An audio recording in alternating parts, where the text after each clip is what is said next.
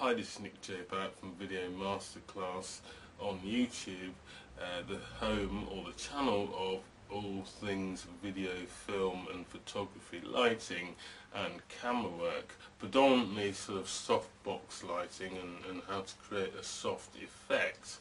Now, this video is dedicated to Toaster Pig. That's the username anyway. He left a comment, or she left a comment on under one of my videos asking me a poignant question. So I wanted to do it as a video response because I thought one, I can't stand sort of typing, but I thought it'd be quite useful to other people as well. Now the question was, would I recommend fluorescent based softboxes over tungsten based, halogen based, like a work lamp?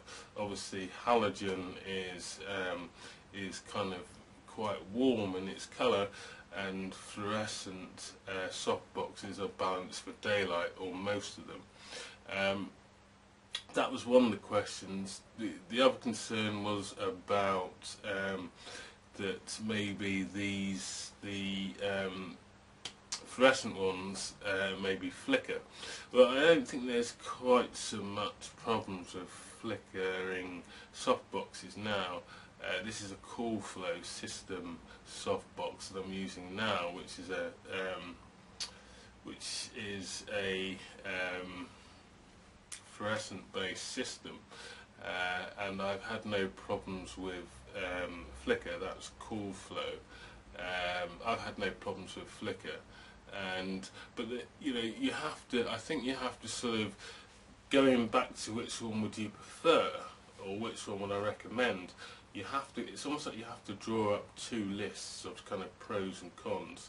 Now, yeah, you can always, the two, we've established the two are different ends of the colour spectrum. One's warm, i.e. interior, and the other is blue, which is exterior. So you kind of have to a lot of people will just kind of colour correct. They'll colour correct afterwards, but colour correcting gets quite tricky when you've got lights of a different colour within the same scene. If it's just an overall if the overall picture's got a greeniness to it, or it's got a magentainess to it, or it's got a sort of redness to it, then yeah, you can just pump in the opposite colour on the spectrum. But when you've got daylight which is coming through your windows of your location, which is blue, and then you've got a halogen or a tungsten softbox which is warm, unless you want a cold look coming through the window and a nice warm look inside, you're going to kind of run into problems. So I guess you kind of ultimately, it's good to have a mix. You want to have in your arsenal at least a couple of each. Then you can mix and match depending on the jobs that you go on. So that's really what you want to head for. You probably want a set which are tungsten and a set which are fluorescent based. So then if you're doing predominantly locations that have a load of daylight, you can take the fluorescent ones because they're balanced to daylight. Or if you're doing interior stuff and you want a nice warm feel, you can use the tungsten ones. But without sort of making this video too long, that's something you have to do. I think you have to sort of create kind of like a couple of lists. And also with halogen, I mean, I've grown up around halogen. Halogen artificial lights, like work lights, let's face it, they get hot.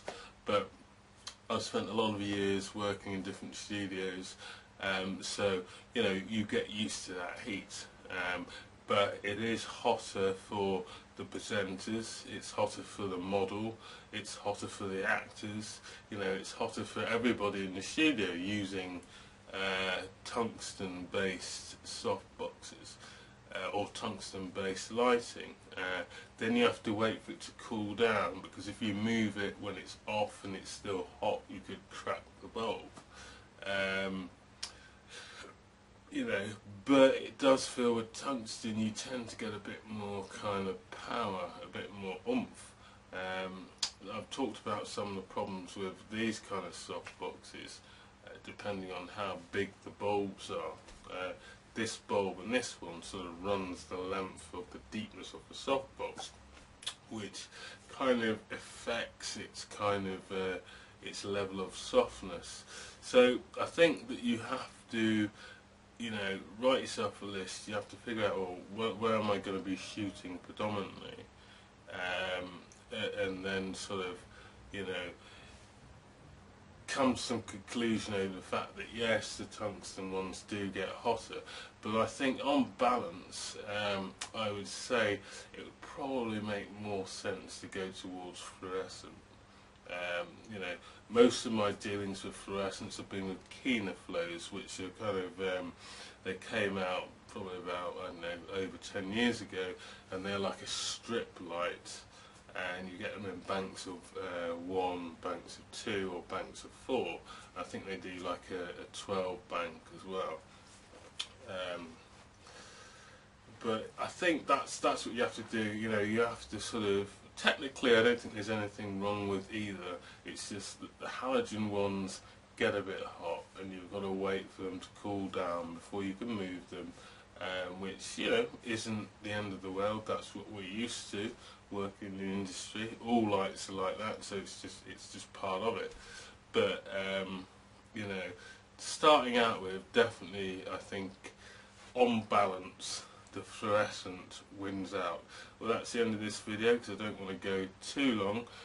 If you like this video and you would like to be apprised of other videos that get uploaded, then hit the yellow button, subscribe button above, or if you have any questions or any suggestions, you can create a comment down below, or you can hit the share button if you'd like to share it, you think someone else might find it useful.